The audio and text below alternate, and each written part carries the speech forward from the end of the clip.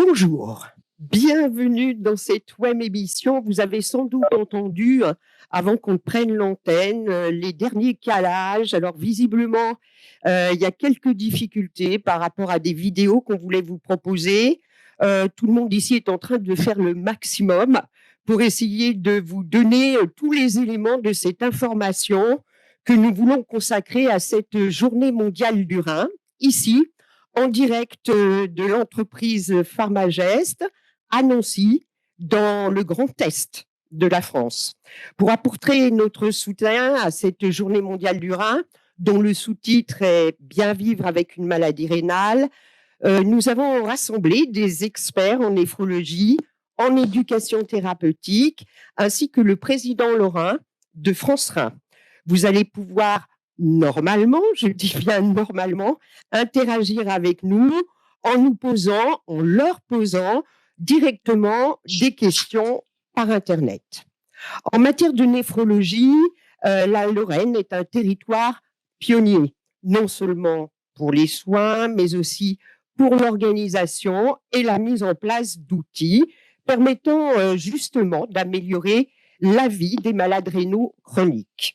Que ce soit un réseau comme Néphrolore, créé en 2002 et dont nous parlerons, qui fédère l'ensemble des professionnels impliqués, ou encore des programmes d'éducation thérapeutique, comme par exemple EDIR, EduPol, dont nous parlerons également, en passant par le projet Patients Ressources.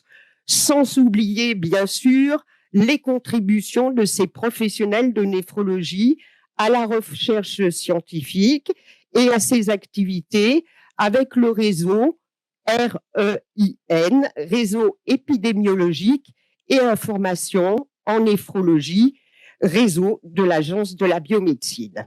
Sans plus tarder, et donc, je vais passer la parole aux experts qui sont avec nous et je vais vous les présenter au fur et à mesure. Je vais commencer par le professeur Luc Frimat. Professeur Frimat, vous êtes chef de service néphrologie. On vient de dire un certain nombre de choses sur les reins. Et est-ce qu'on peut dire qu'aujourd'hui, en 2021, tous, autant que nous sommes, nous aimons nos reins? Ah, c'est une bonne question. Les reins donc sont des organes doubles qui sont situés à l'arrière du dos. Je crois que c'était précisé dans la vidéo. Ce sont des organes silencieux, mais très importants, des organes vitaux. Ils ont un rôle d'élimination des déchets qu'on connaît tous, mais ils interviennent aussi pour l'équilibre de l'eau, l'équilibre du sel. Ils contrôlent beaucoup de choses à distance. Moi, j'ai l'habitude de dire que c'est vraiment des tours de contrôle. Ils contrôlent par exemple les globules rouges, les os par le biais du calcium, du phosphore. Donc vraiment des organes très très importants. Les maladies rénales sont des maladies qui sont nombreuses, mais qui ont toutes une seule conséquence, l'insuffisance rénale chronique, c'est-à-dire une destruction progressive, irrémédiable des reins. Et on peut même arriver à une situation où il est nécessaire de remplacer les reins. Et donc, j'aime mes reins, j'en prends soin, c'est très important dans tous les jours de la vie. Et du coup, c'est important de bien comprendre ce à quoi ils servent et comment les protéger. C'est ça. Prendre conscience qu'on en a et pas seulement au moment où on dit j'ai mal au rein. Parce que souvent de fois, on confond j'ai mal au rein avec mal de dos, n'est-ce pas? Absolument. Et on dit souvent c'est un petit peu un abus de langage. Mal au rein, c'est pas les reins qui sont concernés, ce sont les vertèbres, la colonne vertébrale. Et donc les reins ne font pas mal. Ils sont encore une fois silencieux. Ils se manifestent par de l'hypertension, par des édèmes. Ils se manifestent aussi souvent par des anomalies au niveau de la prise de sang, des examens d'urine. Dès qu'on dépiste ces anomalies et qu'elles sont authentifiées, il faut prendre en charge la maladie. Merci, professeur Frima. Alors, j'ai évoqué au début de cette émission le réseau Néphrolore qui fonctionne ici dans le Grand Est, non, plus précisément en Lorraine, professeur Kessler. Vous êtes présidente de ce réseau Néphrolore. Est-ce que 20 ans après sa création, puisque j'ai dit qu'il avait été créé en 2002, vous me reprenez si je me suis trompée, est-ce que c'est un réseau qui innove encore? Oui, on peut dire effectivement qu'il s'agit d'un réseau innovant parce que lorsqu'il a été créé en 2002, il était le premier de ce type, c'est-à-dire un réseau régional et que 20 ans plus tard, il a réalisé de très nombreuses actions, parmi lesquelles je voudrais en citer quelques-unes qui sont assez originales. La première, c'est que le réseau a réussi à fédérer la totalité des structures néphrologiques d'une région, la Lorraine, quel que soit leur statut, qu'elles soient publiques, qu'elles soient privées à but lucratif ou privées à but non lucratif. Elle a aussi eu, dès le départ, l'idée d'intégrer les patients à la fois dans la gouvernance du réseau, mais également dans la réalisation des actions, et on aura l'occasion tout à l'heure d'en rediscuter. Ensuite, elle a effectivement développé et elle pérennise, 20 ans plus tard, le registre rein dont vous avez parlé, qui nous permet à nous, mais également qui permet aux néphrologues, mais également aux tutelles, d'avoir une vision extrêmement précise de l'épidémiologie de l'insuffisance rénale, dite très avancée, celle qui nécessite la dialyse et la greffe. Plus tard, dans les années qui ont suivi, elle s'est attelée à coordonner la prise en charge précoce de la maladie rénale chronique. Et là aussi, on pourra voir à quel point c'est important. Et puis, offrir aux patients des programmes d'éducation thérapeutique adaptés à tous les stades de leur maladie. Et enfin, ce réseau s'intéresse depuis très longtemps aux technologies de l'information et de la communication qui sont destinées pour nous à favoriser l'autonomie des patients, en particulier à travers la télésurveillance que nous avons également adaptée au stade précoce et au stade plus évolué de la maladie rénale chronique. Professeur Kessler, une petite question. Comment se fait-il que cette innovation est née si tôt en Lorraine?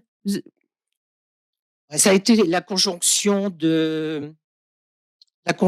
et la rencontre de plusieurs personnes, comme d'habitude, à la fois des professionnels de santé, des universitaires et la tutelle qui, à l'époque, a été extrêmement à l'écoute de nos propositions et nous a donné les moyens de démarrer.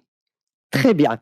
Alors, on l'a dit, le travail en réseau a été une grande avancée dans l'amélioration de l'efficacité des pratiques professionnelles et ça a également aidé au déploiement d'outils au service des patients, des malades. Parmi eux, vous venez d'en parler, professeur Kessler, l'éducation thérapeutique. Et je me tourne vers Corinne Bouin.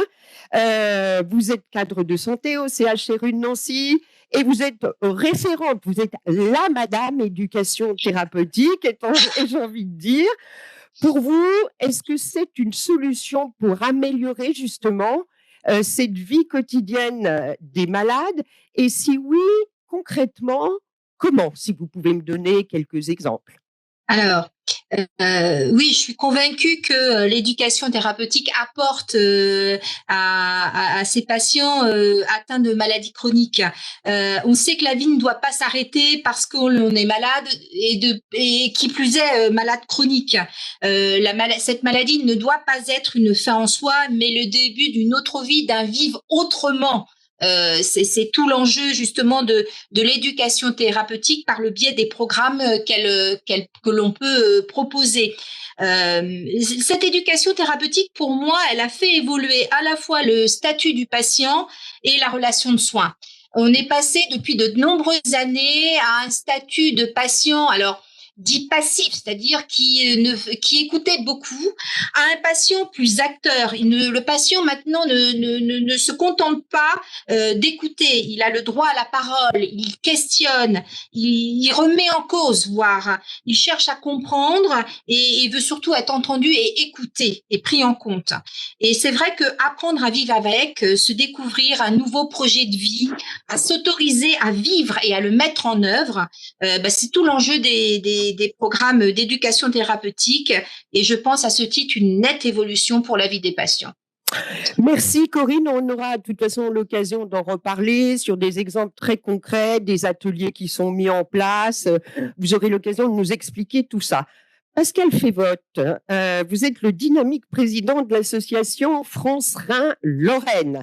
Alors, on parle du nouveau rôle des patients, de la nouvelle action des malades, quasiment partenaire des médecins, mais là aussi, on y reviendra tout à l'heure. Quelles sont les demandes prioritaires des patients à l'heure d'aujourd'hui, vous qui les côtoyez au quotidien? Oui, alors ce que dit Madame Boin est tout à fait juste. Hein. La réaction des patients par rapport à la maladie a bien évolué ces dernières années. On est passé effectivement d'une façon passive, verticale, à une demande de plus en plus forte pour le patient d'être entendu, d'être reconnu dans son parcours de patient. Et quand on parle de parcours, c'est non seulement le parcours médical, mais le parcours dans sa vie, dans son ensemble, dans son environnement. Avant, on ne parlait pas beaucoup, on parlait de la période de soins, et après, on n'en parlait pas de l'extérieur. Aujourd'hui, on parle de tout l'environnement, c'est-à-dire que les conditions de vie, la façon dont on vit, la façon dont on est en couple ou pas, un certain nombre de choses influent aussi sur le traitement, influent sur la suppléance, sur toutes ces questions-là. Donc, on a ça de nouveau. Et puis, je dois dire, de façon plus pragmatique, il y a eu des gros progrès ces dernières années, mais les patients sont toujours un peu pressés, exigeants. Ils aimeraient qu'on aille plus vite pour avoir moins de médicaments, parce que pour beaucoup, le nombre de médicaments est quand même quelque chose de rédhibitoire. Et on en reparlera sur la partie pharmacie, la difficulté de l'observance. Ils souhaiteraient des séances de dialyse plus courtes, plus simples, qu'on parle de proximité, je veux dire, et puis pour la greffe, effectivement, qu'un effort puisse être fait pour que le plus grand nombre de ceux qui veulent la greffe puissent y avoir accès. C'est un peu les nouveaux points. Enfin, c'est une évolution. L'évolution, je l'ai bien noté. Vous parliez de la greffe. Moi, j'ai noté ce matin, j'ai parcouru un peu les dépêches de santé, qu'un livre blanc va sortir avec 5 propositions qui sont à la fois le fait, justement, des professionnels de santé et des patients qui ont réuni leurs réflexions pour faire des propositions en termes d'amélioration, y compris justement dans cette vie quotidienne. Tout à fait. Le livre blanc sera présenté cet après-midi, ce soir, donc après notre TV webinaire, web télé, je ne sais plus comment on dit.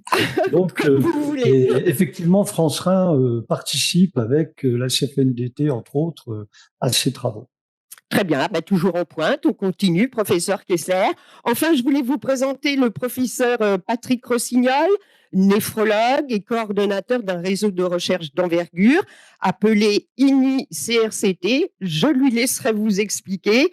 Justement, en matière de recherche, les pathologies rénales font-elles l'objet d'études particulières? Dans quel sens? Quelles sont les grandes directions vers lesquelles on va, professeur Rossignol? Merci Laurence. Les grandes lignes de recherche concernent 2 axes. Il y a d'une part la prévention de l'apparition de la maladie rénale chronique et le fait d'essayer d'éviter que la maladie rénale ne progresse, par exemple chez des patients avec de l'hypertension, des patients avec du diabète ou de l'obésité.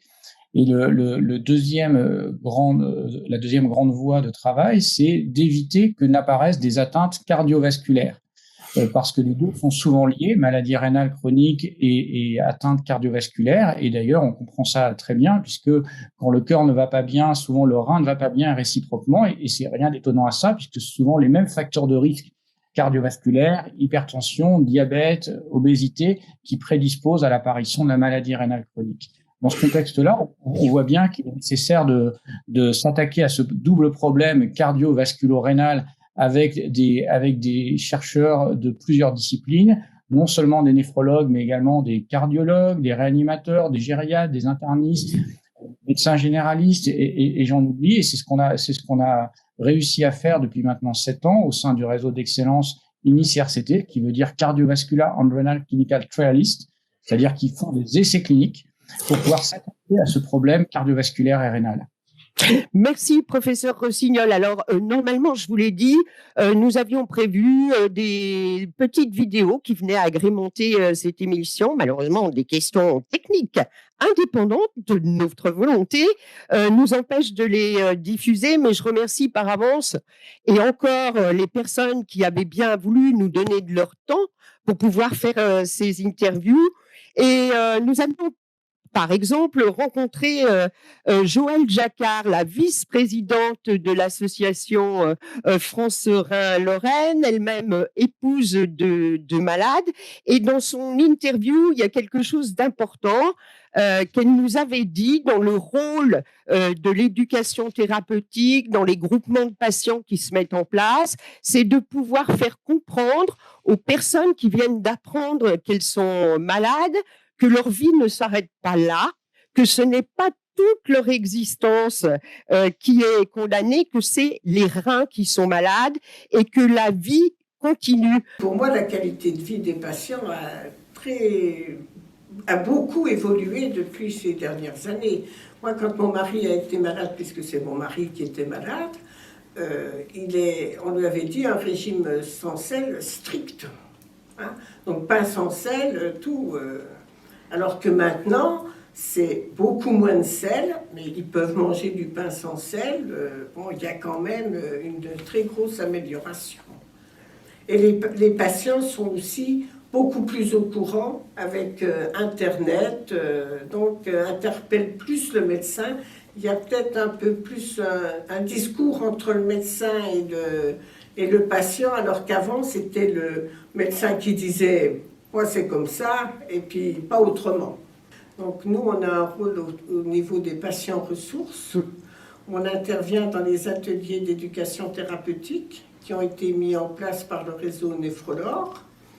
Et on leur apprend à quoi servent les reins, comment se nourrir pour mieux protéger les reins. Les ateliers pharmacie, quel médicament ne doit pas être pris en automédication. Et puis, il y a eu un atelier sur l'activité physique aussi, puisque une bonne hygiène de vie, finalement, c'est pour tout le monde. On devrait tous avoir une bonne hygiène de vie pour se garder en bonne santé, je dirais. Voilà. Quand on est malade, c'est vrai qu'on se pose toujours plein de questions. Donc, il faut vivre avec, mais avec le plus de facilité quand même pour la vivre mieux, cette vie. C'est pas la maladie qui doit prendre le dessus. C'est nous qui devons nous adapter à la maladie. On est souvent confronté à des personnes qui sont vraiment complètes. Pour eux, la vie s'arrête là presque. Hein? Ils ont la maladie et pour eux c'est fini. En fait, on leur dit que c'est quand même les reins, c'est leurs reins qui arrivent peut-être au bout de leur vie. Mais eux, on fait toujours des projets quand même quand on est malade même. Hein? On arrive quand même à toujours se projeter dans l'avenir. Et là, il y a des gens qui se disent « Ah, c'est vrai ». Professeur Frima, est-ce qu'on est passé en quelques années, depuis quelques années, de cette notion de survivre au mieux vivre? Est-ce qu'on est aujourd'hui dans le mieux vivre? Alors vous avez raison.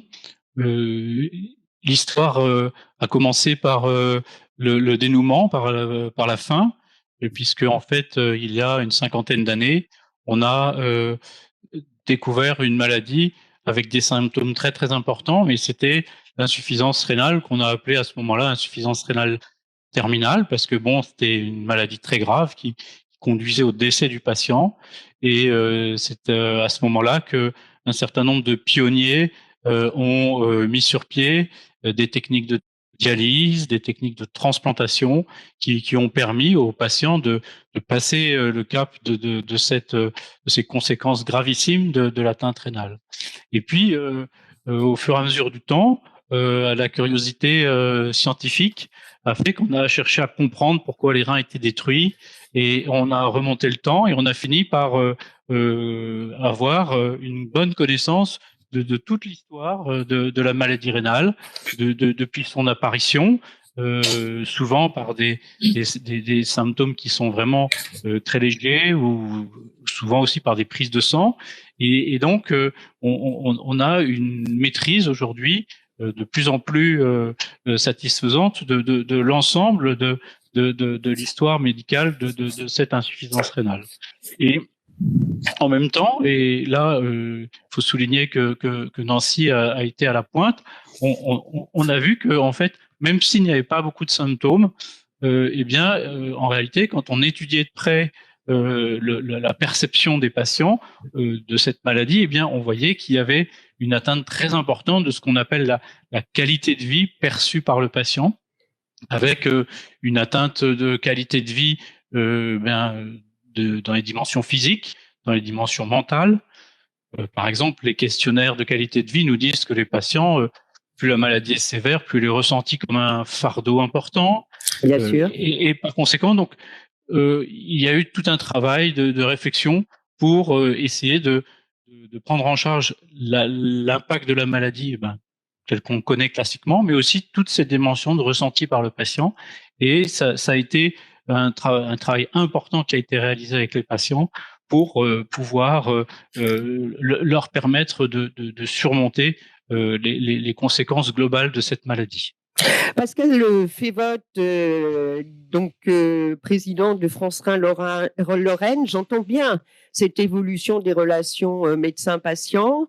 Ça y est, on est entre partenaires, tout fonctionne bien, il n'y a pas de réticence ni d'un côté ni de l'autre.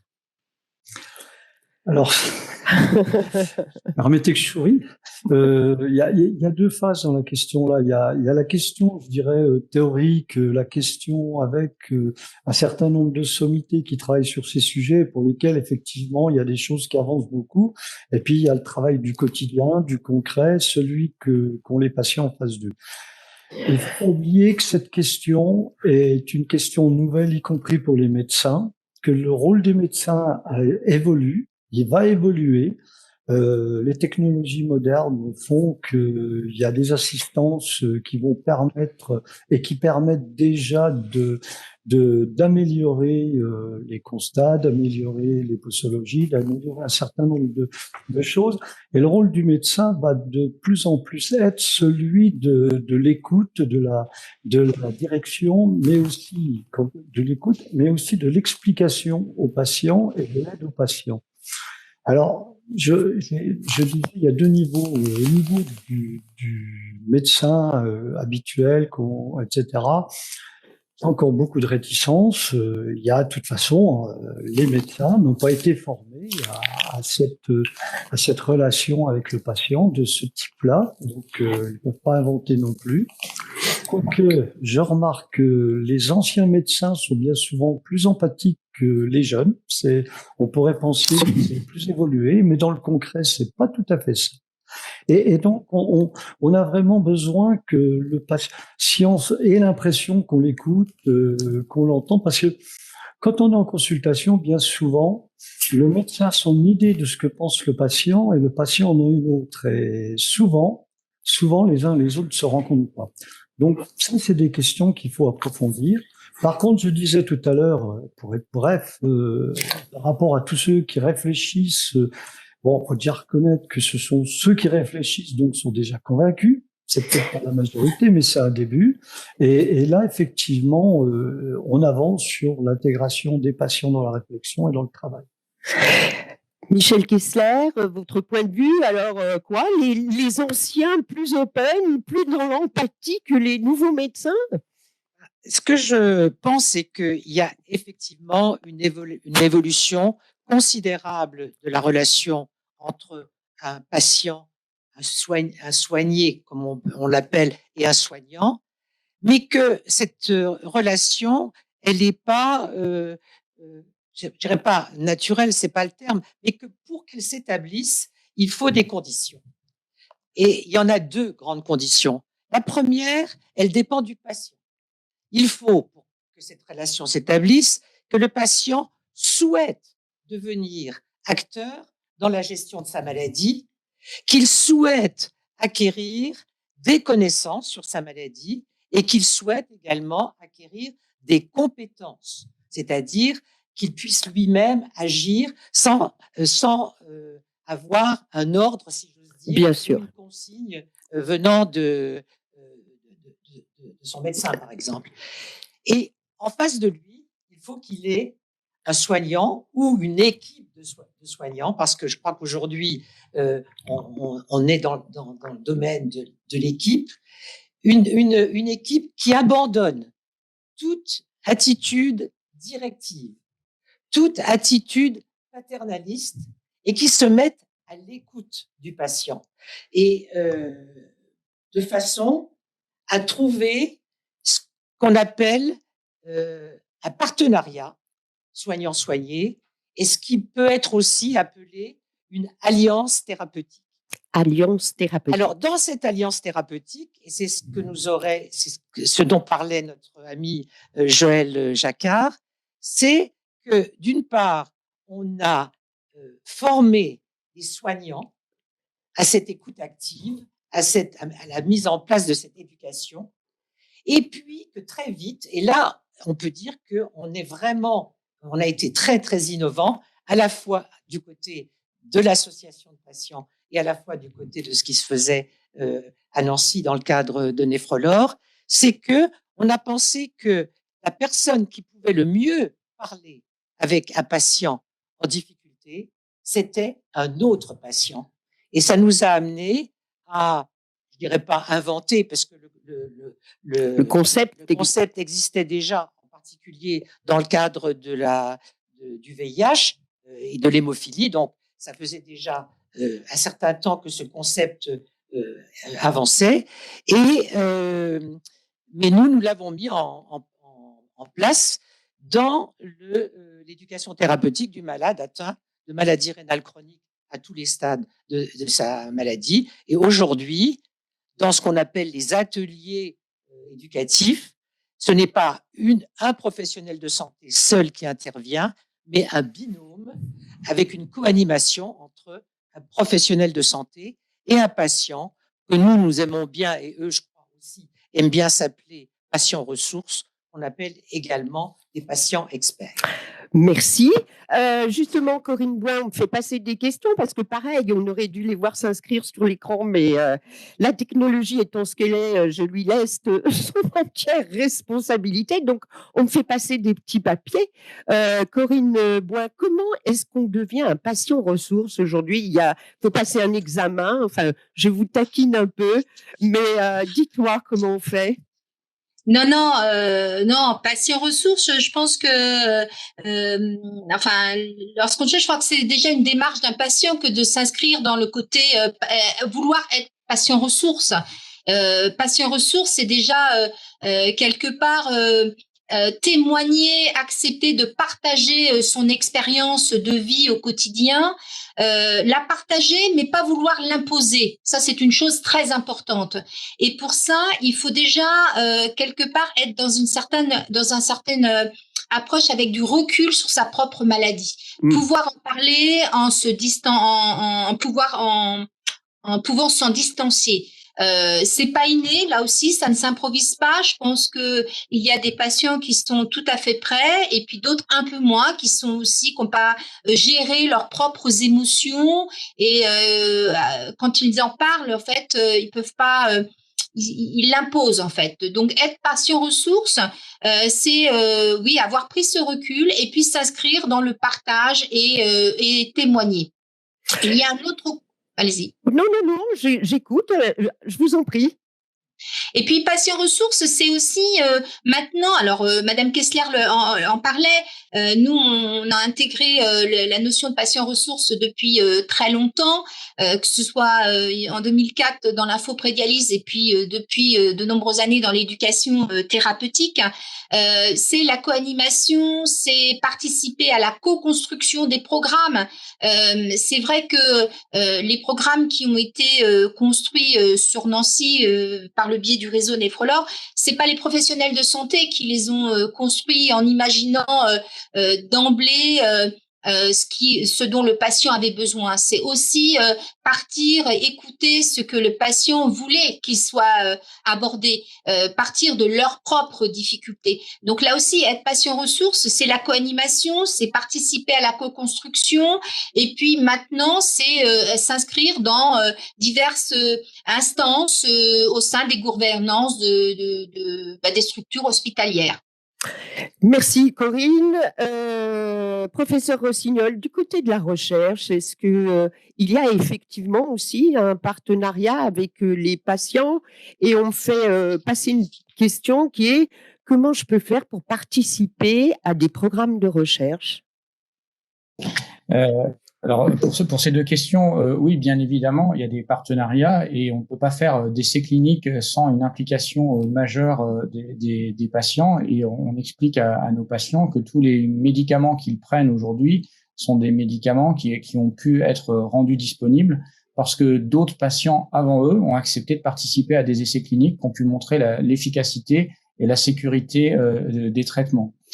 Et Luc Frima et moi avons mesuré à quel point c'était important d'être soutenu lorsqu'on fait un essai clinique, et je pense ici à l'essai alchimiste en hémophyse, dans lequel on a fini de recruter 825 patients français hémodialysés, français également d'autres pays, et d'être soutenu par l'association France Rein dans le cadre de cette dynamique qui conduit à catalyser les efforts des investigateurs, de leurs assistants, et bien sûr des médecins et des patients qui participent à l'étude.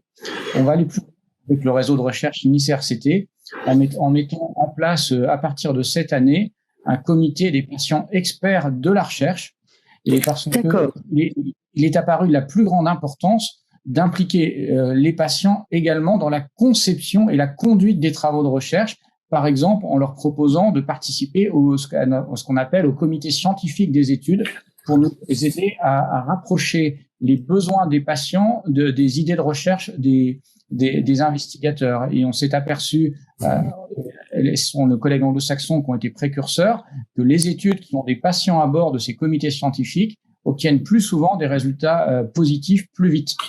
Le deuxième point que je voulais signaler, c'était qu'il est de la plus grande importance d'avoir des critères de jugement des essais qui intéressent non seulement les docteurs pour la santé des patients, mais qui soient également approuvés pour les patients, en ce sens que ça les intéresse d'avoir un critère de jugement qui les concerne. Donc, il y a une dynamique internationale pour définir des critères de jugement approuvés par les médecins et par les patients qui pourront eux aussi favoriser l'adhésion, puisque ça sera des choses qui compteront non seulement pour les docteurs, mais aussi pour les patients dans cette équipe pour la recherche. Très bien. Très bien, merci professeur Rossignol. Je pense que c'est des bonnes nouvelles et qu'il ne faut pas hésiter à s'engager dans ce genre de démarche et de prendre sa part. Parmi les questions qui s'affichent sous mes yeux, S-Body, professeur Frima, est-ce que la maladie des reins touche plus les hommes que les femmes? Je pense qu'on peut répondre oui. En tout cas, au stade les plus sévères de la maladie, on a environ 2/3 d'hommes, 1/3 de femmes. C'est causé par c'est dû à plusieurs raisons. Le vieillissement vasculaire qui peut être plus rapide chez les hommes, sous l'effet de toxiques comme le tabac, par exemple, aussi. Mais bon, il ne faut pas que les femmes se mettent à fumer. Enfin voilà, en tout cas, on est dans une situation où les hommes ont plus souvent une atteinte rénale, et les hommes ont aussi une espérance de vie qui est plus courte que les femmes. Et tout ça, c'est aussi lié en particulier aux maladies vasculaires, aux maladies métaboliques, comme on dit, le diabète, l'obésité, qui sont plus fréquentes chez les hommes. Très bien. Et qui peut me donner un pourcentage, c'est une question qu'on me pose aussi, de personnes atteintes par une maladie des reins en France? Oui, Michel, professeur Kessler. Oui, alors le chiffre exact n'est pas connu. On connaît à l'individu près combien il y a de patients qui ont perdu complètement leurs reins, c'est-à-dire qui sont traités par dialyse ou greffe. Mais par contre, on n'a pas réellement l'idée de combien il y a de personnes atteintes par une maladie de rein. Et on parle d'ailleurs toujours d'un iceberg dont on connaît le sommet, mais dont on ne connaît pas le fond. Alors nous avons, en Lorraine, nous avons à Nancy réalisé une étude qui naturellement ne considère que les malades lorrains, qui n'est pas transposable, mais qui a essayé d'approcher ça. Et le chiffre estimatif qui est donné, c'est qu'il y aurait environ 10% de la population adulte, 10%, ce qui est quand même énorme, 10% de la population adulte française qui a au moins un signe d'atteinte rénale. D'accord. Et je vais poursuivre dans ce questionnement. Comment je peux m'en rendre compte, moi, personnellement, que j'ai un problème rénal, puisque c'est une maladie silencieuse? Professeur Frima? Alors, c'est l'importance du dépistage. Votre question, je devais intervenir juste après une vidéo qui donnait la parole à un médecin généraliste. Il y a deux types de patients, selon moi. Il y a des patients qui ont une histoire avec la maladie rénale, notamment des histoires familiales, avec des histoires assez complexes de greffe ou de dialyse. Et lorsqu'on leur annonce une maladie rénale chronique, ils sont très inquiets et ils ne mettent pas ça de côté, ils ne banalisent pas du tout et au contraire, ils sont très stressés. Et au contraire, il y a un deuxième profil qui est un profil de patients qui ne sentent rien, puisque l'insuffisance rénale chronique, souvent, est asymptomatique, ne provoque pas de symptômes, et pour eux, ce n'est pas un problème. Et donc, il y a une certaine banalisation de cette maladie rénale, et ils sont beaucoup plus intéressés ou inquiets d'autres pathologies qui sont associées à l'insuffisance rénale chronique qu'au problème rénal en lui-même. Le rôle d'un médecin généraliste dans l'amélioration de la vie quotidienne d'un patient atteint d'insuffisance rénale chronique, c'est à la fois le suivi de la maladie au long cours, où on peut, à chaque étape de la maladie chronique, essayer d'identifier les freins ou les leviers sur lesquels on peut appuyer pour améliorer la qualité de vie du patient, ses difficultés sur le plan familial, sur le plan professionnel, les difficultés dans le cadre de son observance sur les traitements ou les différents examens qu'il peut faire. Donc le rôle d'un médecin généraliste, c'est ça, c'est le suivi au long cours, associé à la prise en charge globale du patient. Et on s'intéresse pas uniquement à la maladie rénale chronique, mais à l'ensemble de ses pathologies et à l'ensemble de ces dimensions de sa vie, à la fois ce que je disais, sociale, professionnelle, familiale et médicale. Nous sommes en lien avec l'ensemble des spécialistes qui sont responsables souvent des pathologies multiples que peut présenter un malade atteint d'insuffisance rénale.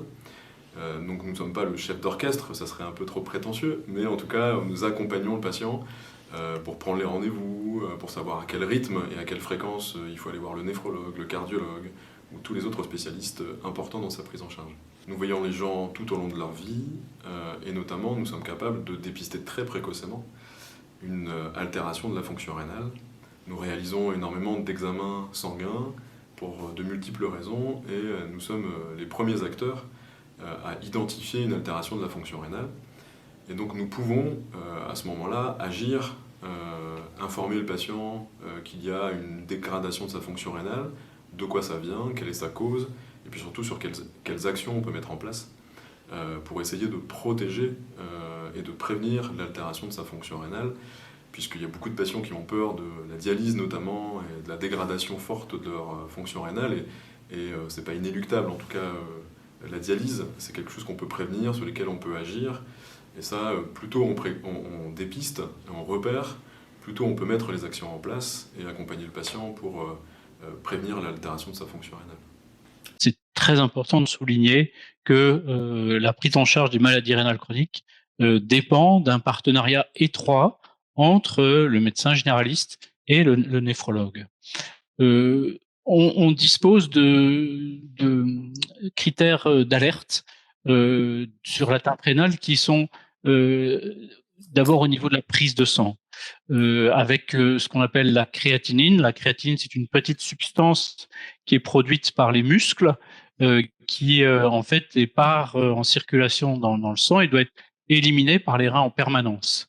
Dès lors que les reins ne fonctionnent pas bien, que le filtre est en partie bloqué, la créatinine va augmenter et la quantité de déchets parallèlement dans les urines va baisser.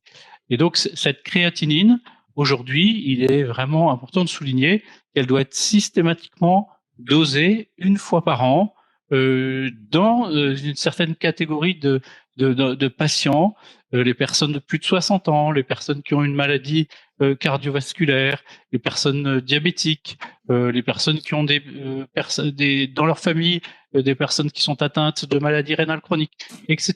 La liste est assez longue et ce dosage de créatinine annuel est important pour le dépistage.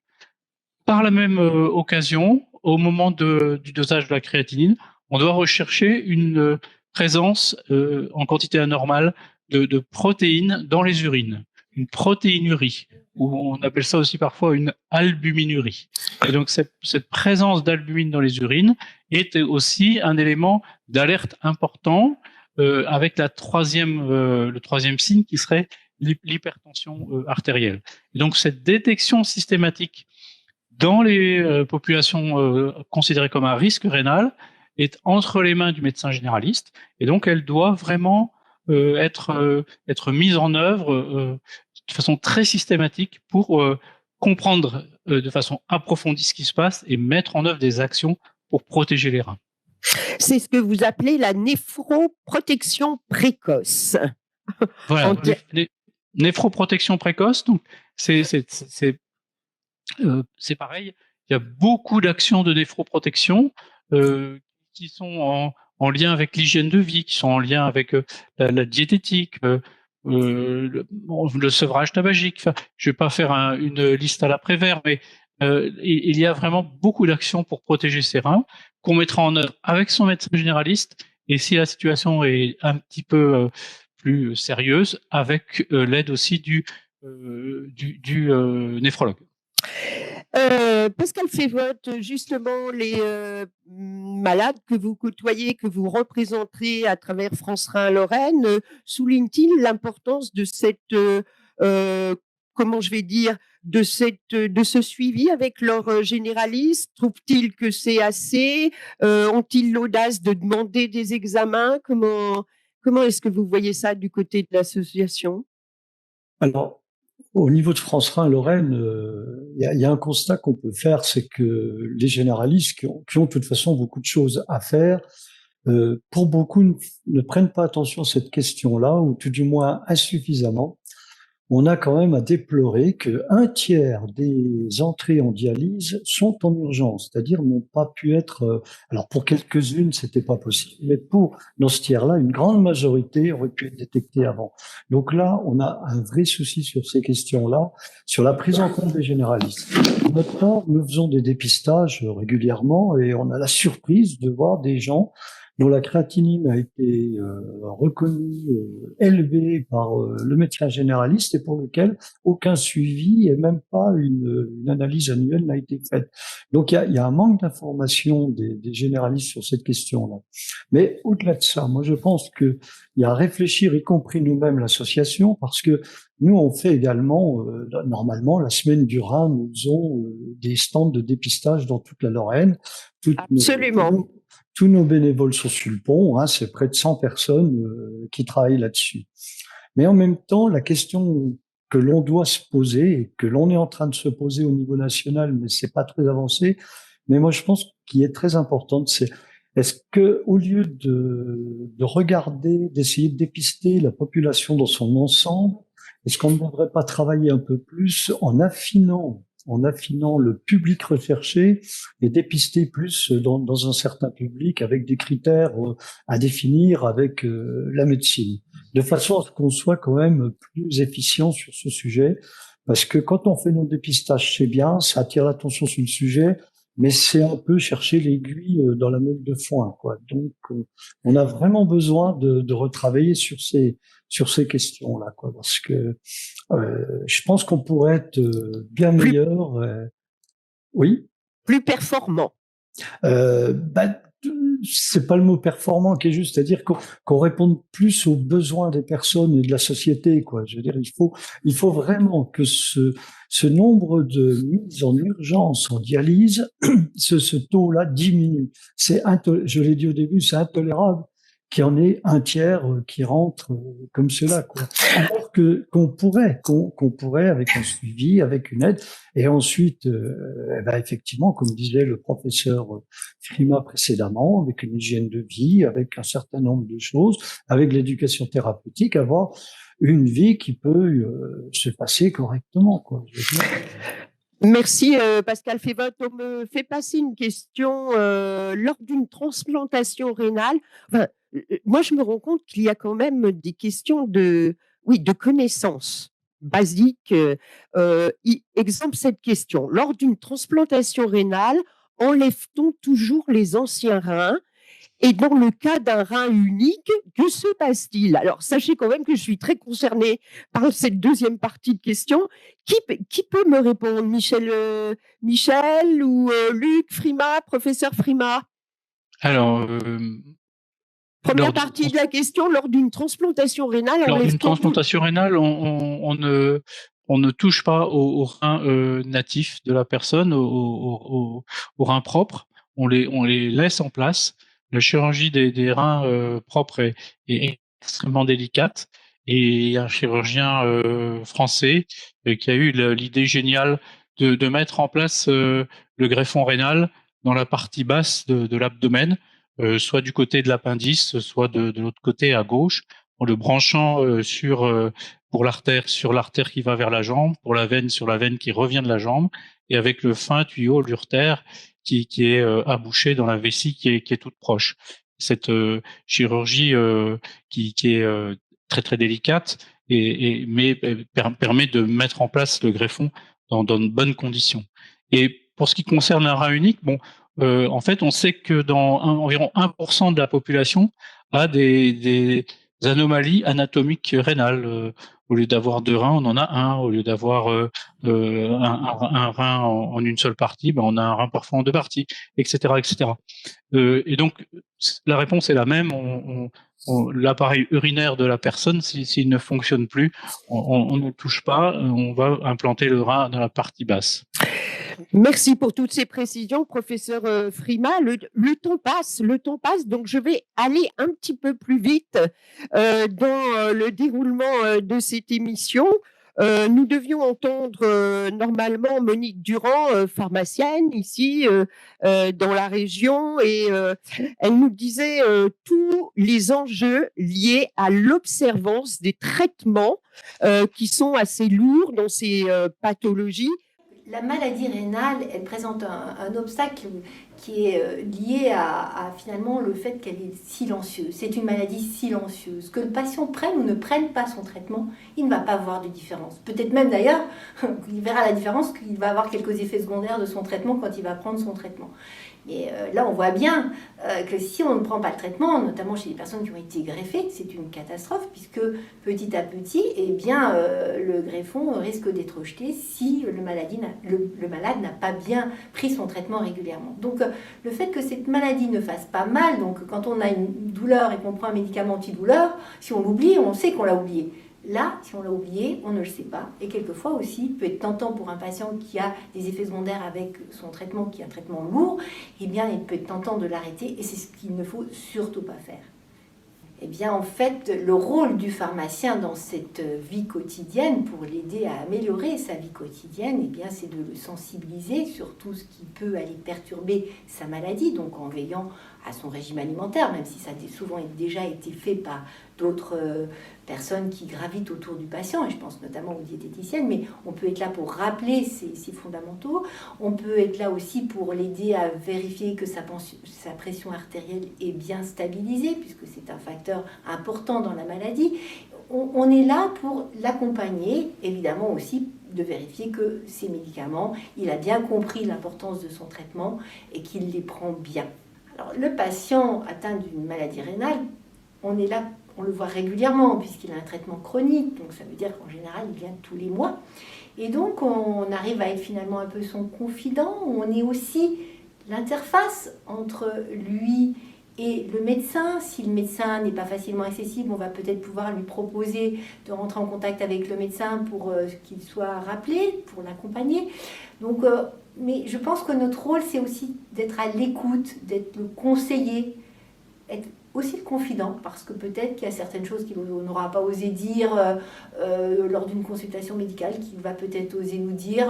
Je pense que plus on multiplie les acteurs qui gravitent autour du patient, plus on arrive à l'accompagner dans de bonnes conditions.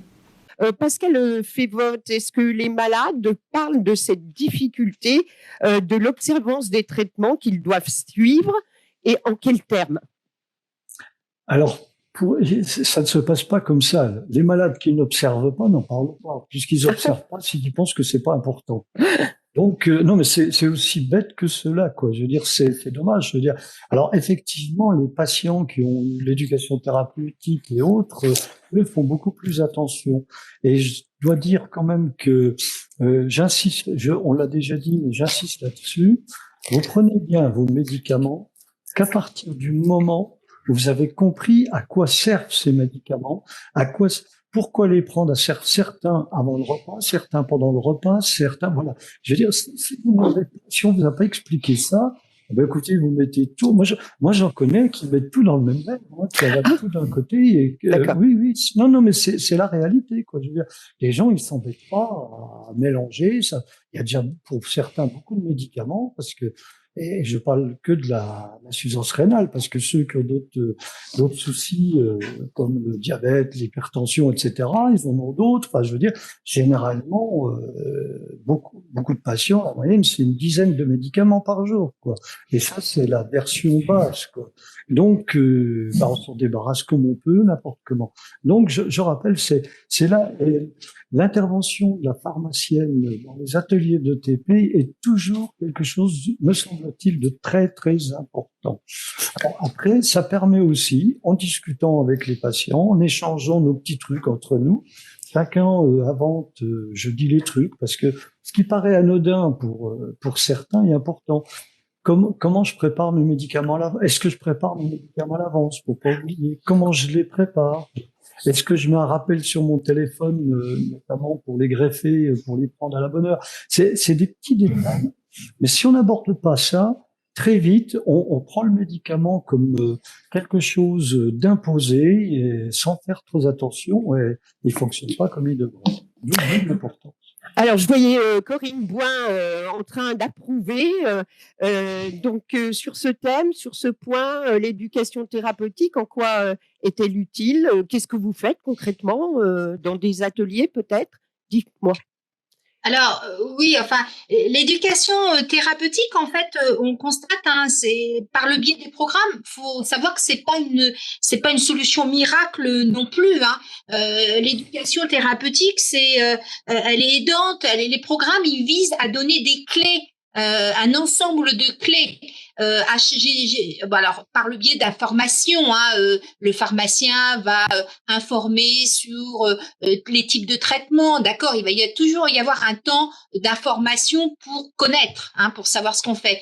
Mais après, ce qui est important, c'est que le patient puisse trouver sur l'ensemble des clés qui lui a été remis sur le trousseau, j'ai envie de dire, qu'il trouve sa propre clé. Monsieur Févotte disait, qu'est-ce qui me convient? Quel truc me convient? Le truc et astuce me convient pour que je puisse être autonome, que j'y pense, que ça me convienne, que ça ne soit pas une contrainte supplémentaire. C'est vrai qu'on se rend pas compte, mais un traitement que l'on prend tous les matins ou 2 fois par jour, ça vient un peu de. Parfois, c'est une habitude que l'on prend, puis parfois on se rend même plus compte qu'on l'a pris ou qu'on l'a pas pris. Il y a des automatismes comme ça, donc c'est sûr que oublier de le prendre, ça a une incidence. Donc c'est comment ne pas oublier et comment ne pas oublier, mais sans que ce soit une contrainte de devoir le prendre. Donc c'est un ensemble de choses. Il faut que cette éducation thérapeutique, elle soit aidante, c'est de l'accompagnement sur du long terme. C'est vrai qu'un programme, c'est sur un temps court. c'est quelque part des fois 3 mois, 6 mois, selon le temps. Sauf que vivre avec sa maladie, c'est sur le long terme. Et donc, il y a des moments, on banalise, on oublie, faut des piqûres de rappel, faut adapter parce que sa situation de vie a évolué, faut adapter le truc et astuce. Et c'est ça où l'éducation thérapeutique, elle est importante. Et elle doit s'inscrire bien au-delà d'un programme, elle doit s'inscrire dans le temps. Merci Corinne. Professeur Kessler, vous vouliez compléter. Je voulais remonter un peu sur les aspects un peu psychologiques de ce qu'on appelle l'observance. On a depuis longtemps des études à notre disposition qui nous montrent que quelle que soit la maladie chronique, y compris, alors on parle de greffe, mais y compris par exemple la greffe cardiaque, où on sait bien que si le cœur est rejeté, c'est la mort. Eh bien, dans toutes les maladies, y compris le cancer, dans toutes les maladies et dans la nôtre, la maladie rénale chronique, il y a environ 40% de malades qui ne prennent pas correctement leur traitement. Et ce qui est plus intéressant, c'est une étude tout à fait récente qui a été publiée et qui a montré, à partir d'interrogatoires, de questionnaires, qui a montré que 38% de nos malades, de ces malades chroniques, considéraient que la contrainte, que la prise régulière de médicaments, et en particulier de beaucoup de médicaments, était une contrainte inacceptable. Inacceptable.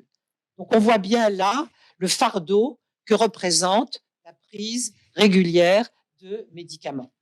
Et donc Corinne vient d'évoquer l'intérêt de l'éducation thérapeutique pour justement donner de l'information et donner des outils aux patients pour qu'ils puissent faire son propre plan de prise. Mais je voudrais profiter de la parole pour parler du rôle complémentaire du pharmacien d'officine, parce que nous aurions dû entendre une pharmacienne qui nous expliquait comment elle vivait son rôle auprès des malades. Elle parlait qu'elle était quasiment aussi considérée parfois comme une confidente. Tout à fait. Monique Durand, qui a une longue expérience dans le domaine, nous l'avait bien dit. Et pour moi, c'est un acteur de santé, un professionnel de santé fondamental dans le parcours de soins de nos malades, de tous les malades chroniques et de la maladie rénale chronique, parce que il faut bien savoir que c'est le professionnel de santé que les malades voient le plus souvent, en principe une fois par mois. Et ils peuvent venir en soutien de tout ce qui a été fait et déjà dit en amont, soit par le médecin traitant, soit par le spécialiste traitant, soit par l'équipe d'éducation thérapeutique. Donc vous voyez que là, ça veut dire que ça place vraiment le pharmacien dans les acteurs de soins de nos patients. Professeur Rossignol, je vais me tourner vers le chercheur que vous êtes. Ô combien, est-ce qu'en matière de médication, là aussi, il y a des études et vers quoi s'oriente-t-on? Eh bien, je dirais que la grande tendance actuelle, c'est de s'orienter vers ce qu'on appelle la médecine de précision, c'est-à-dire d'essayer d'identifier le médicament et la dose du médicament qui conviennent au patient qui est devant soi. Et donc, il y a des moyens pour ça qui sont bien connus et que Luc a cité tout à l'heure. C'est mesurer la créatinine, c'est mesurer l'albuminurie pour détecter une excrétion urinaire anormale, c'est mesurer la pression artérielle qui varie d'un individu à l'autre pour adapter le traitement. Mais on est en train de faire des recherches pour essayer de raffiner ça. Peut-être qu'il y a d'autres marqueurs qui permettraient d'identifier les patients les plus à même de répondre à tel ou tel traitement. Et de la sorte, on pourrait imaginer proposer tel traitement à un patient qui a tel biomarqueur qui est positif. Et à l'inverse, si le biomarqueur est négatif, eh bien, c'est pas la peine d'exposer le patient au risque des effets indésirables du médicament, parce qu'il peut toujours y en avoir, si on pense que le gain est improbable. Et donc, on réserverait les patients aux patients qui ont tel biomarqueur positif, tel médicament, et ceux qui n'ont pas ce biomarqueur positif, on ne donnerait pas ce médicament-là, on en choisirait un autre. Merci, professeur Rossignol. Alors, on parlait de la contrainte des médicaments à long terme, de l'observance de ces traitements. Nous nous étions penchés également sur un autre point qui était souvent avancé par les patients par rapport à leur vie quotidienne. Ce sont les contraintes sur la nutrition. Nous avions rencontré Myriam Thury, diététicienne nutritionniste au CHRU de Nancy. Il ne faut plus parler d'interdiction, de régime, parce que ce sont vraiment des termes négatifs, des termes frustrants pour les patients. Et il faut sensibiliser le patient de façon positive à son alimentation, à sa nouvelle alimentation. Et je pense que toute l'équipe soignante, elle doit avoir le même langage, le même discours pour avoir une bonne adhésion du patient. Il faut aussi qu'il y ait une relation de confiance entre le patient et la diététicienne. Et comme elle va personnaliser ses conseils alimentaires, elle va aussi fixer des objectifs avec le patient qui pourront être atteints pour qu'il se rapproche d'une alimentation néphroprotectrice. On rassure les patients, on leur dit justement qu'ils peuvent avoir une vie sociale et s'ils font un repas même relativement riche en sel, donc ils vont à l'autre repas de la journée faire un choix plus judicieux et privilégier les aliments naturellement pauvres en sel. Les priorités, ce sont d'avoir un rôle de soutien et d'accompagnement auprès du patient, parce que la diététicienne, elle va proposer une diététique adaptée au patient, c'est-à-dire qu'elle va lui donner des conseils personnalisés, parce qu'elle va prendre en compte ses habitudes alimentaires, ses habitudes de vie, et ses connaissances aussi sur les aliments, parce que le patient, il connaît aussi des choses sur les aliments. Professeur Frima, là aussi, en ce qui concerne les contraintes alimentaires, on est passé, je le marque, donc je vais le dire, parce que c'est un menu à la carte. Oui. On faut pas parler de contraintes, il faut pas parler de bouleversement, de révolution. Il faut faire évoluer en douceur son régime avec des changements progressifs pour aller vers une vraie protection rénale. L'enjeu est très important. Hein. Je voudrais vraiment souligner que aussi, nous l'avons pas vu la diététicienne là dans la vidéo, mais la diététique rénale est affaire de spécialistes. Et attention de ne pas surfer sur Internet et de mettre en place soi-même des choses de façon un petit peu inconsidérée. Non, c'est vraiment quelque chose qui doit se faire de façon très très encadrée dans des domaines tels que le sel, bien sûr, on en a déjà parlé un tout petit peu.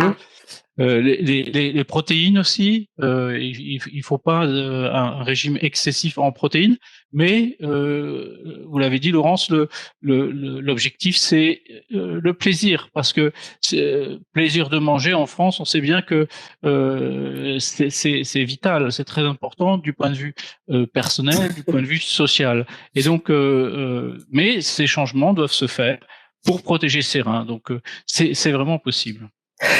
Corinne Bois, vous avez des ateliers diététiques, vous passez des recettes où les patients se passent-ils des recettes? Pascal Févotte, je vous demanderai ensuite d'intervenir, mais Corinne Bois, dites-nous. Oui, alors je suis d'accord. Hein, là aussi, l'éducation thérapeutique, ça vise aussi à dédramatiser, à communiquer sur le changement de dogme qui était, que Monsieur Frima l'a rappelé. Hein, avant, c'était maladie rimait avec contrainte, régime, restriction. C'est plus d'actualité maintenant. L'éducation thérapeutique, justement, ça vise à retrouver d'autres repères. Là aussi, il faut continuer à manger. Hein, on mange pour vivre déjà, mais manger, c'est aussi Myriam l'avait bien dit, c'est vivre des moments de plaisir, de partage, de convivialité. Le rapport à l'alimentation, ça conditionne aussi la vie de tous les jours, la qualité de vie derrière. Voilà. Et donc, il faut que trouver là aussi, dédramatiser, faire passer d'autres repères. Pendant un moment, oui, alors ça se fait plus maintenant, mais pendant un moment, il y a des échanges de recettes, on met moins de sel, mais si c'est fade, eh ben, quel est le truc et astuce pour améliorer et donner un peu plus de goût. Voilà. Donc là aussi, les patients ressources sont présents à l'atelier et ça vise aussi à dédramatiser. Oui, moi aussi, avant, j'étais perdue. Je n'imaginais pas faire ma soupe autrement. Je n'imaginais pas cuisiner sans sel.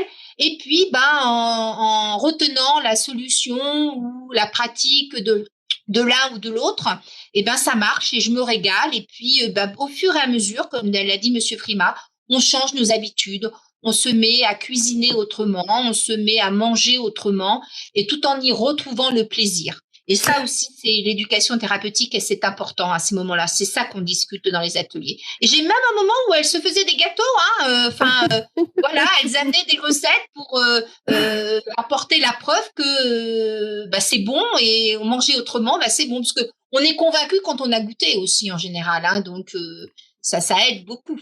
Tout à fait. Pascal Févotte, ce maintien de la vie sociale et ensuite, professeur Kessler, je vous demanderai également de réagir là-dessus parce que quand on a préparé cette émission, vous avez insisté, ce maintien de la vie sociale, du plaisir. Alors, je ne vais pas dire d'aller au restaurant parce que là, tout d'un coup, je me dis, mais on en est tous privés pour l'instant. Mais si, plaisanterie mise à part, c'est important.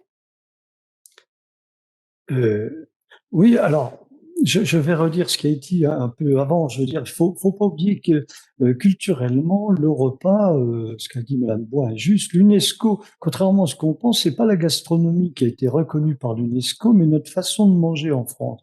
Et je pense que ça, c'est culturel. Et si on passe à côté de ça, on passe à côté d'une vie sociale. Donc, moi, je me rappelle la première fois que ma belle-fille m'a reçu pour me faire à manger, elle a appelé pour demander ce que j'avais le droit de manger ou pas.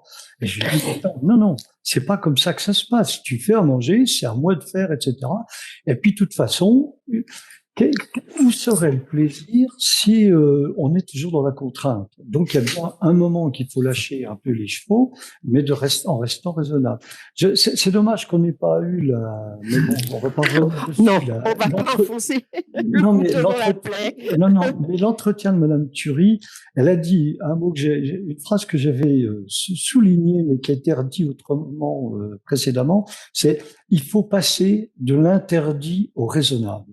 Et j'ai trouvé que tout est résumé dans sa phrase, voilà. De l'interdit au raisonnable. C'est-à-dire que avant, je donnais encore l'exemple des anciens greffés qui mangent encore du pain sans sel, alors qu'aujourd'hui, on dit, il faut pas manger de pain sans sel, quoi. Il faut manger du pain normal, quoi. Alors, raisonnablement, etc. Donc, on peut pas faire un partage dans la famille si on mange à part, si on mange différemment. Que seraient nos réunions de famille? Que seraient les réunions avec les amis? Donc, il faut bien un peu, alors après, effectivement, il faut faire attention. Il faut, si on fait un excès, le corriger derrière. Et puis, dans ce que disait Madame Boin aussi, je dirais au professeur Frima, je sais plus, manger avec moins de sel, mais ou moins de sucre, parce qu'on n'en parle pas, mais c'est important aussi, mais c'est aussi redécouvrir le goût des aliments. Les épicer différemment, etc. On a une autre cuisine qui est tout aussi bonne et même bien meilleure qu'avec du sel qui vous masque les goûts. Donc, vous voyez, on peut positiver sur toutes ces questions-là. Et je pense la pire des choses, ça serait de mettre dans la table d'à côté la personne insuffisante très mal parce qu'elle mange pas comme les autres. Ah non, n'est-ce pas, Michel Kessler? Prenez votre micro, s'il vous plaît, professeur. Merci. Oui, ça c'est aussi une évolution considérable à laquelle nous avons assisté au cours des années qui viennent de s'écouler.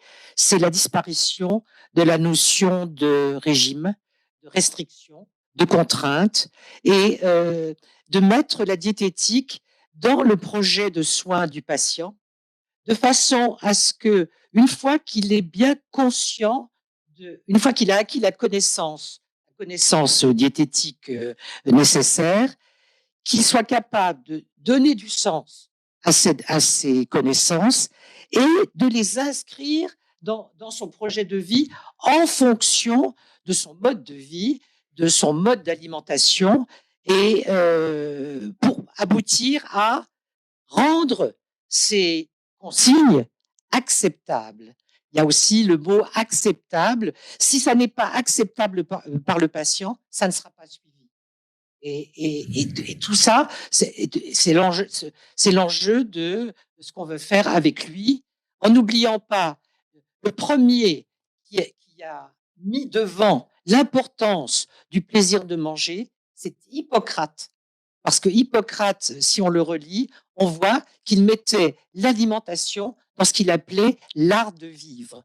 Donc ça, on doit en tenir compte lorsque on prend en compte les consignes alimentaires qui sont, comme disait Luc Frimat, indispensables pour la néphroprotection. Alors, une question qui m'est soumise, je ne sais pas qui peut répondre. Les consultations chez une diététicienne sont-elles remboursées? Professeur Frimat, comme à l'école, il lève le doigt. Oui, je vous en prie. Oui, merci de me poser la question. Je voulais absolument y répondre. Ça fait écho à ce que j'ai dit il y a quelques instants. Les consultations auprès d'une diététicienne sont prises en compte dans le cadre d'une prise en charge forfaitisée, globale du patient insuffisant rénal chronique dans une structure de néphrologie. Bon, alors il est possible éventuellement consulter une diététicienne en ville, etc. Certains patients le font, mais on recommande une étroite collaboration entre la diététicienne et les médecins, les néphrologues, le médecin généraliste, pour vraiment réussir la transformation de l'alimentation de façon équilibrée. Merci, professeur Frimat. Le déroulé de notre émission nous conduisait maintenant à entendre le témoignage de Gaëlle Blanchet. Elle est psychologue clinicienne au CHRU de Nancy. Ses interventions auprès des patients rénaux chroniques répondent à 2 cas de figure, c'est ce qu'elle nous disait. Alors, il y a 2 cas de figure, effectivement. Les patients qui vont très tôt, finalement, vivre avec la maladie chronique vont se construire autour de ça. Et finalement, il n'y aura pas cette notion de rupture dans l'histoire de vie. Et là, on va vraiment plutôt travailler sur l'épanouissement, sur les défenses qui se sont créées aussi parfois par rapport à la maladie, sur la qualité de vie, etc. Et puis, il y a ceux pour lesquels la maladie va intervenir beaucoup plus tardivement dans l'histoire de vie. Et pour cela, il y a vraiment un sentiment de rupture, il y a un avant et un après. Et là, ce retour en arrière qui n'est plus possible est quelque chose qui est souvent très difficile et sur lesquels il faut vraiment travailler pour aider l'appropriation de la maladie, l'appropriation des traitements et travailler à reprendre finalement une vie qui soit épanouissante pour le patient. Le patient peut venir nous voir effectivement à n'importe quel moment de son parcours, que ce soit au moment de l'annonce comme plus tard s'il y a une difficulté dans un changement de traitement, une opération, etc. Ou tout simplement dans des moments où il y a des aléas de la vie qui font que le patient va aller moins bien à ce moment-là. Sachant que le patient, effectivement, il peut nous contacter de lui-même. On est tout à fait accessible sans passer forcément par l'équipe soignante ou le médecin, même si souvent le patient a besoin finalement de l'impulsion d'un professionnel de santé pour venir nous consulter. Il y a souvent des réticences, effectivement, parfois un petit peu d'appréhension à rencontrer un professionnel de la santé mentale, et d'être rassuré finalement dans cette démarche-là par un professionnel qui connaît peut effectivement l'encourager à faire cette démarche. Alors le psychologue, dans l'accompagnement des patients, finalement, va leur permettre de s'approprier la maladie, finalement les traitements, et puis de travailler à un mieux-être avec eux, une meilleure acceptation de la maladie chronique sur le long terme. Professeur Frimat, je vais encore vous redonner la parole. Est-ce que la maladie rénale chronique, est-ce que le problème qui se pose aussi aux malades, c'est qu'il n'y a pas de retour possible. C'est-à-dire, revenir à l'avant l'annonce de cette maladie, ce n'est pas possible. Est-ce que ça compte dans les consultations que vous avez avec vos patients? Ce traumatisme, quelque part, oui, c'est un choc, c'est un traumatisme. Nous le voyons dans nos consultations. C'est un changement de vie. Ne pas reconnaître ça, c'est passer à côté de la prise en charge des patients. Ça a déjà été dit. Alors, retourner à la vie d'avant, bon. Le message que nous essayons de porter, c'est vivre le plus proche possible de la normale, avoir des projets, essayer d'avoir une vie qui est riche et qui est épanouissante. Et donc, ça, je pense qu'on a réellement fait quand même des efforts et des progrès pour tenir compte de cette dimension, mais loin de moi l'idée de dire que c'est simple. Monsieur Févotte va prendre la parole après moi. Je pensais à lui de s'exprimer avant moi. Non, oui. Alors je vais le dire autrement, Pascal Févotte. Est-ce que il y a dans les discussions que vous avez, les échanges avec les patients et tout ça, l'expression parfois de ce découragement, de cette lassitude, de ces coups de blues, mais qui sont finalement aussi à prendre en compte tout au long du déroulement de la pathologie? Oui, alors, je voudrais d'abord dire insister sur ce qu'a dit le professeur Frimas sur l'annonce et le choc de l'annonce. Même quand on est préparé, c'est un choc et on n'est pas aidé. Je veux dire, quel que soit le néphrologue ou le médecin généraliste qui vous l'annonce, on n'a pas de soutien dans ce moment-là. Et moi, je reconnais comme d'autres, je savais depuis longtemps que j'avais un problème, mais le jour où j'ai su que ça s'aggravait, ça a été un choc parce que je me considérais pas malade. J'avais bien des problèmes au rein, mais c'était pas pour moi une maladie. Et moi, ça a été vraiment, là, on est dans le social. C'est quand j'ai voulu une assurance pour acheter ma maison que j'ai pris ça. La société m'a considéré comme malade. Là, comment je l'ai vécu, quoi. La société m'a considéré malade. Moi, je me sentais pas malade du tout. Et c'est vrai que c'est le regard des autres aussi qui pose problème sur ces choses-là. Comment le dire aux autres? Comment expliquer? On se sent pas toujours malade avec les reins, ça a été dit au tout début, et pourtant, la société vous considère comme malade.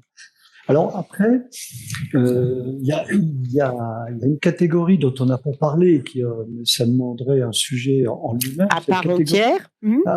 C'est la catégorie des aidants.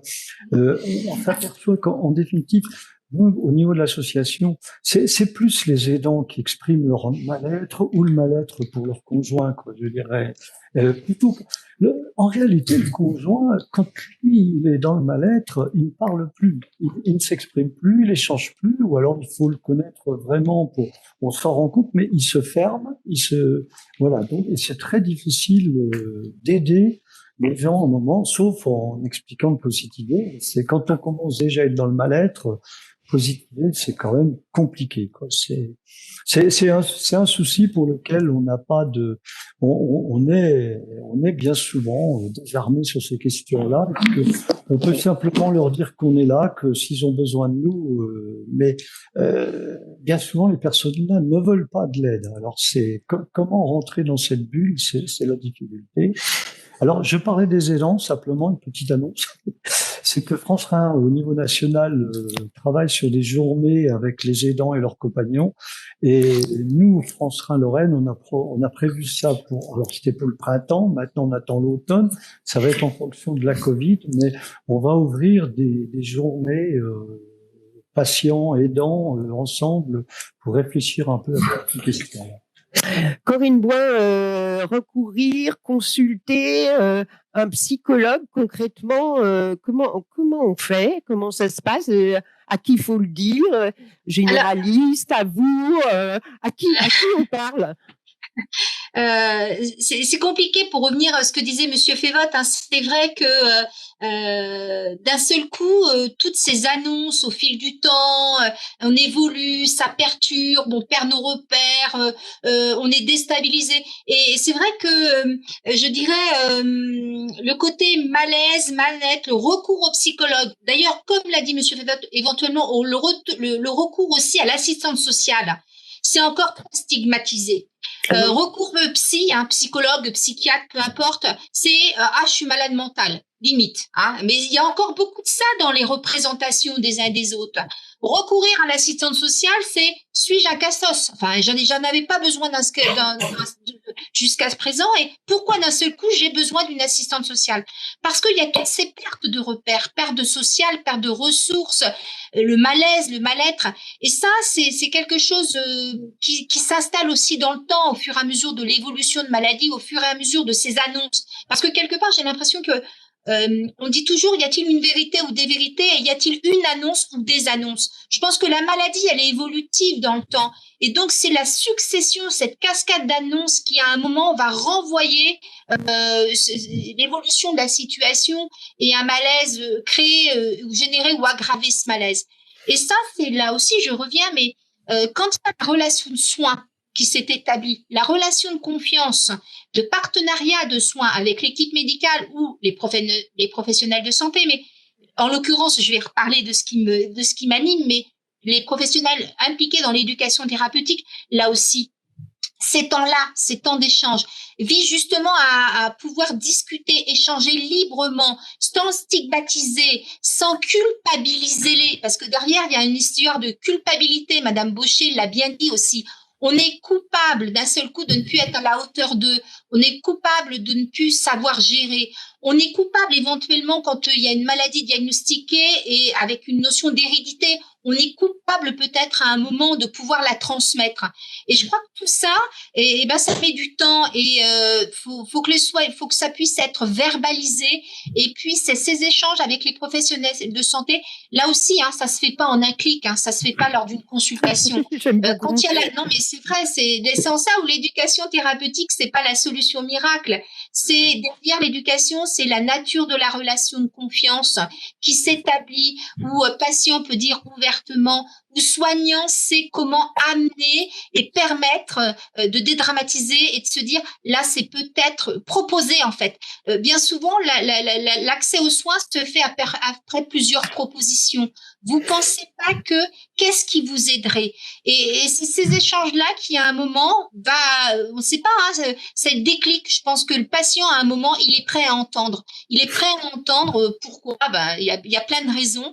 Et puis quand le soignant est là en me disant je vous donne des coordonnées ou je vous rappelle qu'il y a l'accès aux soins ou éventuellement parfois le patient n'est pas capable de prendre ce rendez-vous, et voir quelqu'un qui dit ok, un patient qui va dire au soignant pouvez-vous me prendre le rendez-vous, parce que là aussi prendre le rendez-vous c'est encore une autre étape. Je crois que c'est tous ces temps-là d'échange, de rencontres par le biais de l'éducation thérapeutique qui permettent d'avancer et de favoriser l'accès aux soins. En tout cas, il faut dédramatiser tout ça. On en parle beaucoup, les stress post-traumatiques.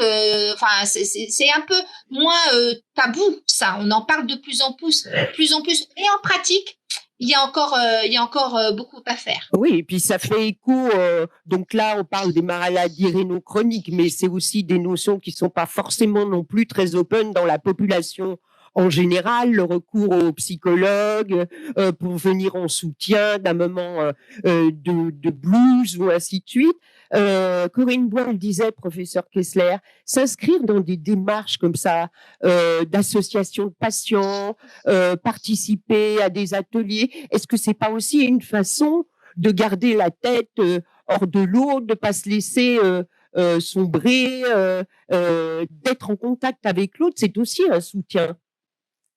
Je crois qu'il n'y a pas de solution miracle à leur proposer. Par contre, un patient atteint de maladie rénale chronique, souvent d'ailleurs avec d'autres pathologies, rencontre énormément de professionnels de santé, et il faut que chacun d'eux a un rôle à jouer. C'est-à-dire que ce dont le malade a besoin, ce qu'il va devoir faire, et que parfois il a des difficultés à faire, c'est d'en parler. C'est d'en parler avec son médecin généraliste, c'est d'en parler avec son médecin spécialiste, avec son néphrologue, c'est d'en parler au cours de séances d'éducation thérapeutique, c'est d'en parler avec un autre patient, c'est d'en parler avec son entourage, qu'il s'agisse de l'entourage social, où je mets les amis, ou de l'entourage familial, et un patient qui arrive à parler de de son, comme on disait, mal de vivre, c'est un bon terme, avec tous ces gens-là, eh bien, il est sauvé.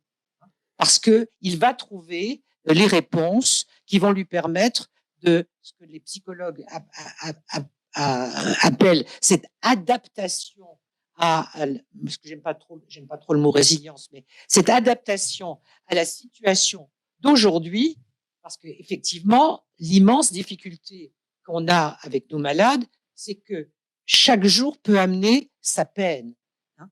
Corinne le disait bien, c'est pas une annonce, c'est pas une difficulté, ça peut en être 10, 20 tout au long de la vie de ce patient. Et chaque fois, il va devoir réactiver ce processus d'adaptation en parlant. Parce que le pire, c'est le malade qui va pas bien et qui ne le dit pas.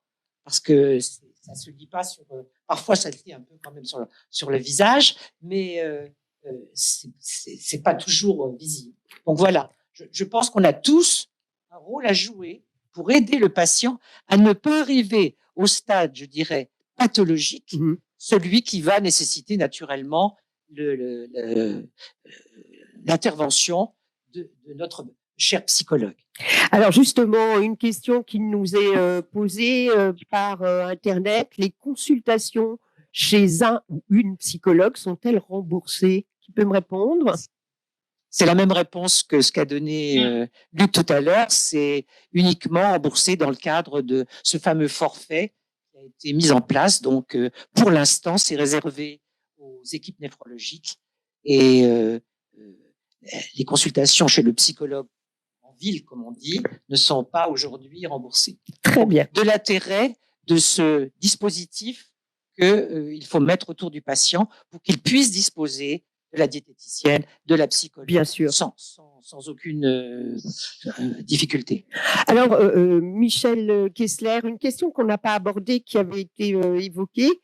Vous avez bien souligné tout ce réseau de professionnels, de spécialistes autour des patients et des malades rénaux chroniques. Est-ce que diriez-vous aujourd'hui que les nouvelles technologies, quand elles fonctionnent, sont aidantes? Elle ne remplace.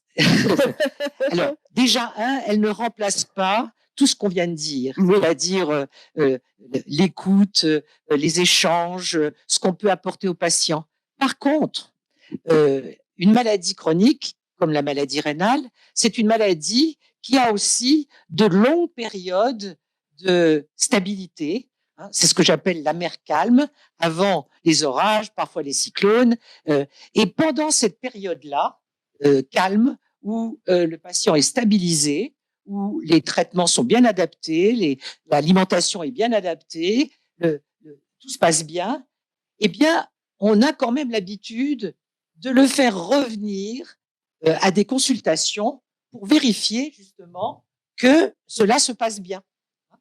Alors, c'est vrai que de temps en temps, le malade va faire 40 ou 50 kilomètres pour venir à sa consultation et on va lui poser la question: est-ce que vous allez bien? Est-ce que vous avez rencontré des difficultés depuis la dernière fois? Il va dire non, je vais bien. Et on va renouveler son programme thérapeutique et il va repartir. Et il aura perdu une journée.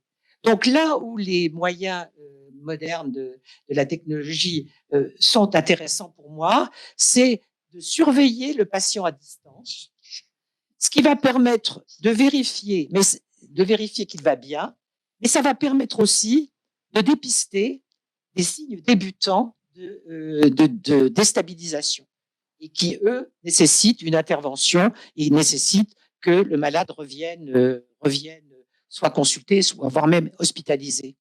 Et pour ça, naturellement, il faut que le malade accepte d'être un vrai acteur, c'est-à-dire que non seulement il va faire les choses comme on doit les faire et pour aller bien, mais il va devoir aussi apprendre à faire un peu de travail médical en s'auto-surveillant, par exemple à prendre sa pression artérielle à la maison et à transmettre connaître les résultats et à très vite réagir chaque fois qu'il y a quelque chose, un symptôme, un signe anormal qui survient, à le signaler par le biais de cette télésurveillance, de façon à ce que de l'autre côté, on soit alerté. Vous voyez, c'est là où je vois un énorme intérêt dans les nouvelles technologies. Merci. Nous nous acheminons vers la fin de cette web émission. Professeur Frimage, avant de nous dire quelques mots de conclusion sur cette expérience que nous venons de vivre de web émission, je voudrais vous poser une question sur la situation sanitaire actuelle et par rapport aux patients que vous suivez. Comment ça se passe? Le contact n'est pas rompu. On peut quand même venir à l'hôpital. Comment ça se passe? Dites-moi. On ne peut pas sous-estimer la situation actuelle qui est vraiment très grave, extrêmement grave pour les patients dialysés, les patients greffés, à l'échelle de notre territoire Grand Est tout particulièrement. Depuis 1 an, nous sommes sur le pont pour apporter les meilleurs soins aux patients. La vaccination est en cours, c'est complexe, soyons prudents, on ne dispose pas encore avec certitude que la vaccination est efficace. Et donc, je souhaite rester optimiste et dire à nos auditeurs qu'il faut absolument conserver le moral et avec justement tout cet environnement que nous avons mis en place, l'éducation thérapeutique, le soutien des soignants, eh bien, cette période très très difficile va être surmontée. Merci, professeur Frima. Michel Kessler, quelques mots de conclusion. Eh bien, comme je suis très optimiste. Le micro, s'il vous plaît. Comme je suis très optimiste, je pense que beaucoup de choses ont été faites au cours des 20 dernières années. Comme je suis toujours projeté vers le futur, je dirais qu'il y a encore beaucoup de choses à faire. Et j'insisterai sur peut-être 3 points. Le premier, on en a parlé longuement, qui est le dépistage précoce de la maladie rénale chronique. Il est fait plus tôt qu'il n'était fait il y a 20 ans, mais il est encore fait souvent trop tard. Donc, quand on parle de maladie chronique à son début, vraiment, lorsque la maladie est totalement asymptomatique du point de vue du ressenti du patient, ça veut dire qu'il faut être très, très vigilant et très réactif. Et à l'échelon d'un groupe, puisqu'il y a beaucoup de professionnels de santé qui sont impliqués là-dedans, et ça nous ramène à peut-être quelque chose dont on n'a pas beaucoup parlé, un peu mais pas assez, qui est la coordination. Pour moi, l'avenir et l'amélioration de la prise en charge de nos malades passe par une meilleure coordination de l'intervention de chaque professionnel de santé qui joue un rôle important avec, comme disait le docteur Damien Gontier dans sa vidéo, peut-être un chef d'orchestre qui est et qui doit rester le médecin traitant, mais avec vraiment des échanges permanents entre les différents acteurs, une connaissance par tous de ce qui est fait, et en n'oubliant pas une connaissance par le patient de ce qui est fait. Donc, le patient doit être mis dans la boucle de cette coordination. Et puis, très vite, professeur Kessler. On a énormément parlé de l'éducation thérapeutique. Nous, on est relativement, on va dire, nos malades sont relativement chanceux parce qu'on a pu la développer. Mais aujourd'hui, dans notre pays, tous les patients atteints de maladie rénale chronique ne peuvent malheureusement pas avoir un programme d'éducation thérapeutique. Et mes vœux vont vers une diffusion plus généralisée de l'éducation thérapeutique dans notre pays. Merci, professeur Kessler. Professeur Patrick Rossignol, quelques mots de conclusion. Bien, comme mes collègues et amis, je suis optimiste parce qu'il y a eu vraiment des progrès au cours des 2 dernières décennies la prise en charge de nos patients avec des innovations thérapeutiques. Et on s'est mis en position avec les réseaux de soins, les réseaux de recherche, avec le soutien des patients pour continuer les recherches. Il y a de nouveaux outils qui apparaissent pour nous aider à conduire les recherches. C'est par exemple ce qu'on appelle les essais cliniques nichés dans les registres, à savoir pas simplement collecter des informations qui sont précieuses pour l'épidémiologie, mais aussi, pourquoi pas, obtenir des interventions nichées dans les registres. Et par exemple, dans l'essai clinique alchimiste dont je vous ai parlé, lorsque l'essai clinique s'achèvera, eh bien, les patients continueront à avoir un suivi grâce au registre rein. Et donc, on aura des informations sur leur devenir par-delà la fin de l'étude. Et ça, c'est des outils qu'on développe. Ce sont les collègues anglo-saxons qui ont mis ça sur le devant de la scène il y a quelques années déjà. Et on est en train de franchir les étapes décisives pour nous aussi faire des essais cliniques nichés dans les registres qui nous permettront d'avoir d'autres réponses à nos questions de recherche. Merci, professeur Rossignol. Corinne Boin, avec votre dynamisme habituel, quelques mots. Eh bien, moi, j'ai envie de dire que, comme Madame Kessler, il y a eu de nombreuses choses de faites depuis ces dernières années. J'ai envie de dire que, pour faire le lien avec la crise sanitaire, on a fait preuve pendant cette crise sanitaire, en tout cas dans nos organisations, aussi de remise en question, d'innovation, la télésurveillance, beaucoup plus trop permettre le distanciel, même en éducation thérapeutique, c'est-à-dire que jusqu'à présent tout était organisé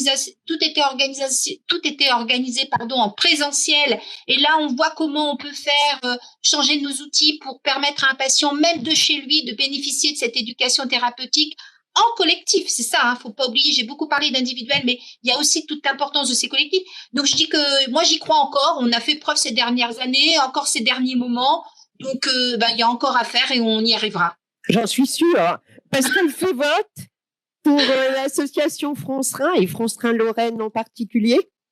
Oui, moi je dois dire d'abord que l'émission me montre quand même que, y compris du côté des soignants, on évolue sur la prise en compte de la maladie dans son ensemble et dans l'ensemble de l'environnement. C'est-à-dire que on ne se limite plus à la médicamentation ou à la suppléance. Et je pense que ça aussi c'est un net progrès, parce que on aborde aujourd'hui comment vous pouvez avoir une observance, par exemple, si vous avez des problèmes de travail, des problèmes de famille, des problèmes de couple, des problèmes de sexualité, toutes ces questions-là commencent à être abordées. Et effectivement, ça peut être qu'un ensemble. Une maladie comme la maladie rénale ne peut pas se limiter aux seuls soins, c'est clair, quoi. Ensuite, moi je veux dire que quand même en Lorraine, on a quand même de la chance historiquement de pouvoir travailler les uns et les autres depuis un certain nombre d'années, et ce qui se passe aujourd'hui, c'est aussi la capitalisation de tous ces rencontres, ces échanges, ces travaux, ces propositions. Le TP, on n'a vraiment pas à rougir quand je vois ailleurs. Il y a vraiment des choses bien qui se font dans notre région pour les insuffisants rénaux. On commence à travailler sur l'IETP avec les difficultés que ça peut être, sans que ça ne puisse remplacer le TP en présentiel, mais on voit bien que la Covid d'aujourd'hui nous oblige à inventer un certain nombre de nouveaux outils pour répondre aux besoins des patients. Et puis, moi, je pense quand même que l'émission la montre bien que pour nous, patients, on peut pas rester dans notre petit coin. On doit être ensemble, on doit se retrouver, on doit échanger. Non pas pour écouter l'autre, il a un meilleur traitement que moi, mais pour échanger, pour réfléchir à son traitement. Je pense que c'est mieux pour l'avenir. Et si j'avais un mot de un mot, Pascal très rapide, je me dépêche parce que je vois l'heure, c'est que l'insuffisance rénale, ça doit pas gâcher notre vie.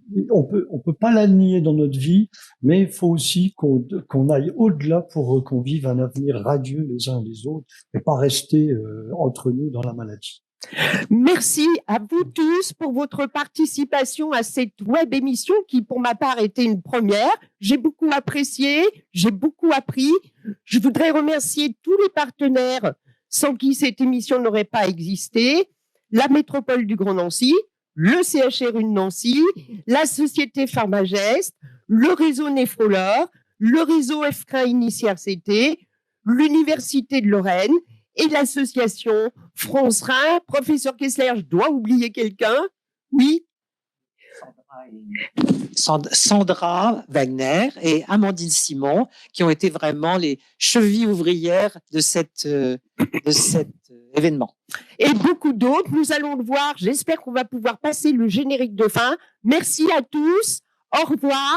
Cette émission, vous pourrez la regarder, hein, je le dis, mais elle va être maintenant sur YouTube, donc vous pourrez la redécouvrir et qui sait, peut-être nous aurons pu y mettre les vidéos qui allaient bien avec. Merci à tous. Au revoir.